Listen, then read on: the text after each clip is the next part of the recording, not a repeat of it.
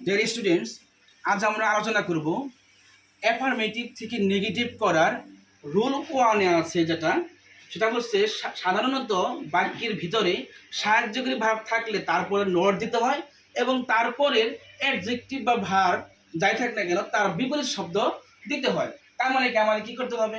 সেই বিপরীত শব্দগুলো শিখতে হবে না? তাহলে সেই বিপরীত শব্দগুলো আমি ইতিমধ্যে বোর্ডে উঠিয়ে ফেলেছি। আমরা এগুলো একটু প্র্যাকটিস করি নাকি, কি বলো? গুড, ব্যাড, অ্যাক্টিভ, অ্যাক্টিভ অর্থ কি?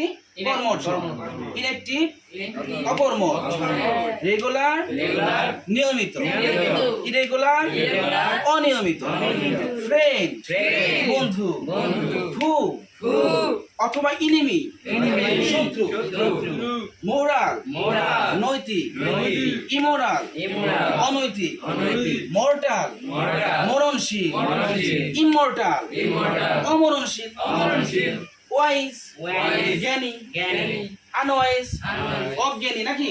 বলো প্লিজেন্ট, আনন্দদায়ক, আনপ্লিজেন্ট, অনানন্দদায়ক, অনেস্ট, সৎ, ডিসঅনেস্ট, অসৎ, হ্যাপি, সুখী, আনহ্যাপি, অসুখী নাকি?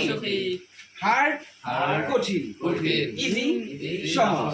তারপর আছে অলওয়েজ, সবসময়, নেভার, কখনো না, অনার, সম্মান করা, ডিসঅনার, অসম্মান, প্রেজেন্ট, উপস্থিত, অ্যাবসেন্ট, অনুপস্থিত, রিচ, পোর, লাভ, হেট, রিমেম্বার, মনে রাখা, ফরগেট, ভুলে যাওয়া, সিনসিয়ার, আন্তরিক, সাউন্ড, ইনসিনসিয়ার, অনান্তরিক, পাংচুয়াল, সময়নিষ্ঠ, লেট মানে দেরি করে আসা, সলভেন্ট, সচ্ছল, ইনসলভেন্ট, অসচ্ছল, রাইট, রং, এগ্রি, রাজি হওয়া, ডিসএগ্রি, পরাজি হওয়া, পসিবল, সম্ভব, ইম্পসিবল, অসম্ভব, লিটারেট, স্বাক্ষর,